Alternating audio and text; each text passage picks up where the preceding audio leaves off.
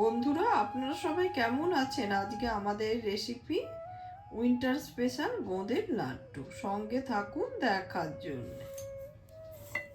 এই লাড্ডু বানাতে গিয়ে যে গল্পটা না করলেই নয়। এই লাড্ডুটা অ্যাকচুয়ালি বানাতো আমার মা। আমরা যখন খুব ছোট ছিলাম, মা বিয়ের পরে ঘাটশিলায় গিয়েছিল। ওখানে প্রায় বাবা 9 বছর ছিল।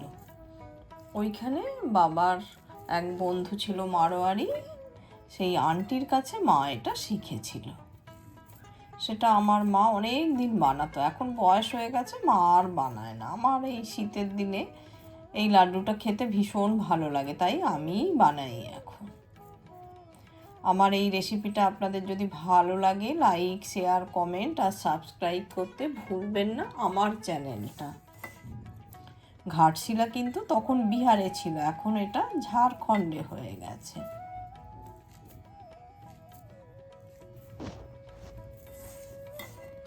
এই লাড্ডু খেলে শীতে আপনার ঠান্ডা লাগবে না। রেগুলার যদি একটা কি দুটো করে খান, যারা ভেজিটেরিয়ান তাদের তো এইটা খেয়েই তারা তাদের শরীরটাকে গরম রাখে শীতের দিনে।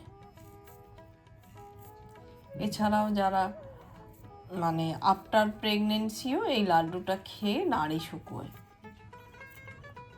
অনেকেই জানেন, তাও আমি বলে দিলাম। ভীষণ ভালো লাগে এই লাড্ডু খেতে। এমনকি বন্ধু বান্ধবকেও আপনি খাইয়ে দেখবেন প্রচুর তারিফ পাবেন, এতটাই টেস্টি।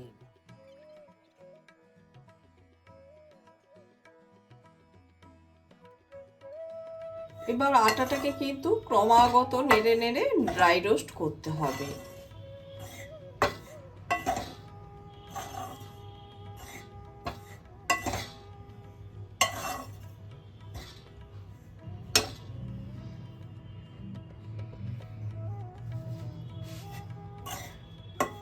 আটাটা দেখুন খুব ভালোভাবে ড্রাই রোস্ট হয়ে গেছে, রঙটা পরিবর্তিত হয়েছে, সেটা বুঝতে পারছেন।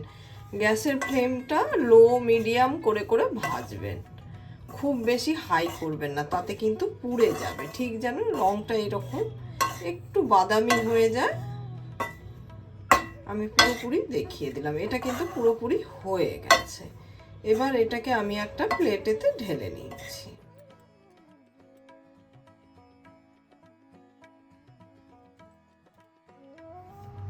এবার আমি কিছুটা কাজু আর মগজটাকে শুকনো খোলায় ড্রাই রোস্ট করে নিচ্ছি।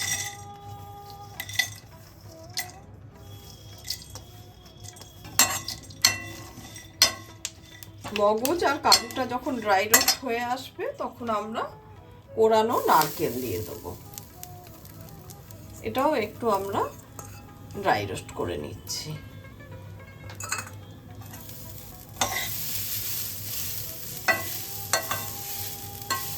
খুব বেশি সময় নাড়ার দরকার নেই, অল্প সময়ের জন্য করে নিলে ভালো লাগবে খেতে।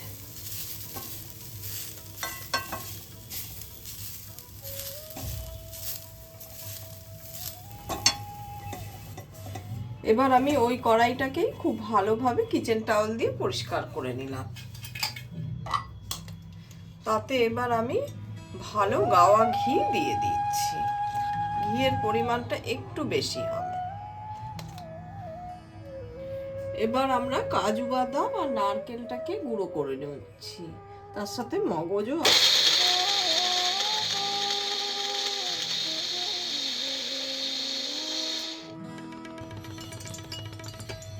এদিকে ঘিটা আমাদের গরম হয়ে গেছে। এবার আমি গদটাকে অল্প অল্প করে ভেজে নেব।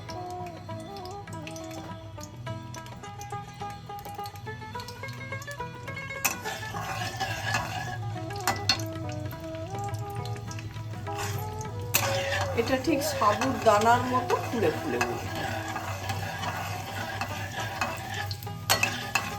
আমার একটু বেশি দেয়া হয়ে গেছে, আর একটু অল্প করে ভাজলেও কোনো অসুবিধে নেই। দেখুন বেশ বড় বড় হয়ে যাচ্ছে,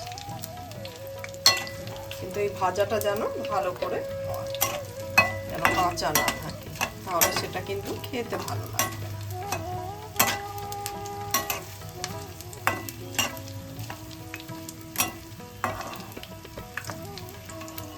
ভাজা হয়ে গেছে, আমি তুলে নিচ্ছি।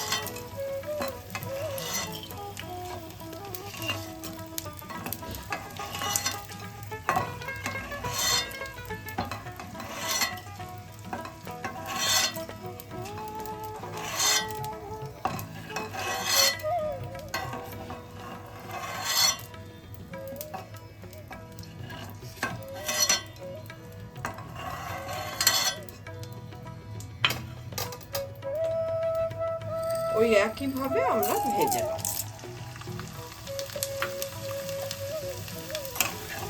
এইবার আমরা গরম ঘিয়েতে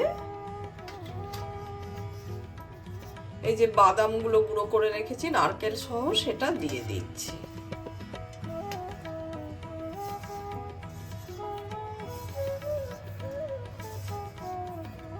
আমি কিন্তু গ্যাসের ফ্লেমটা একদম লো করে রেখেছি।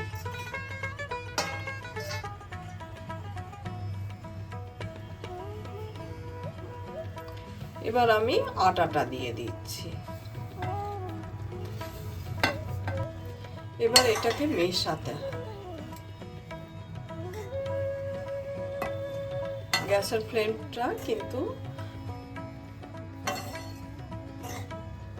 এবার কিন্তু এটাকে মেশাতে হবে। গ্যাসের ফ্লেমটাকে একদম লো করে আমি রেখেছি।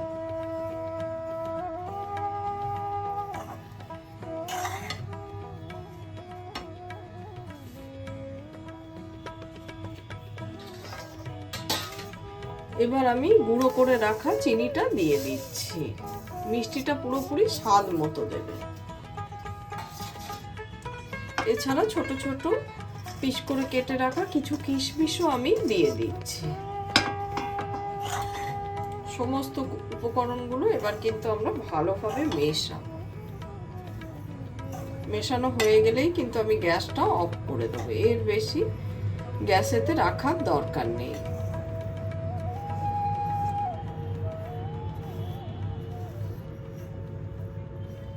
গরম অবস্থায় যাতে চিনিটা মেল্ট হয়ে যায়, এই জন্যই আমরা সামান্য একটু নাড়াচাড়া করে নিচ্ছি। এবার আমি গ্যাসটা অফ করে দিচ্ছি। নিচে নামিয়ে নিলাম। একটা কোস্টারের ওপর রেখেছি যেহেতু খুব গরম।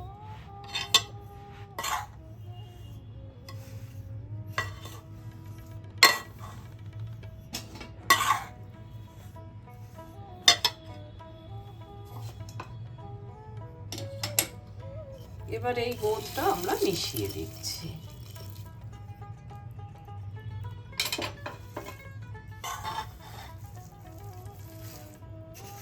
অনেকে গোঁদটাকে গুঁড়ো করে দেয়, কিন্তু আমার মাকে আমি দেখতাম এভাবে করতো, তাই আমি এইভাবেই করছি। এটা মিশিয়ে নেবো। লাড্ডু যখন বানাবো যেটা ভেঙে যাবে, যেটা না ভাঙবে সেটা কিন্তু এমনি নর্মাল থাকবে। সেটা যখন আমরা খাবো গালে লাগে, সেটা খেতে কিন্তু ভীষণ ভালো লাগে।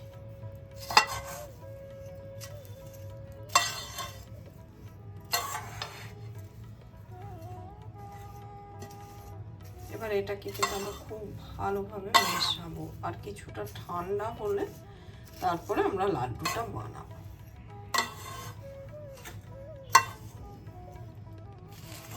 লাড্ডু বানাবার সময় যদি পাক না আসে, আমরা তখন কিন্তু ঘি দেব। এখানে ঘিয়ের ব্যবহারটা কিন্তু একটু বেশি।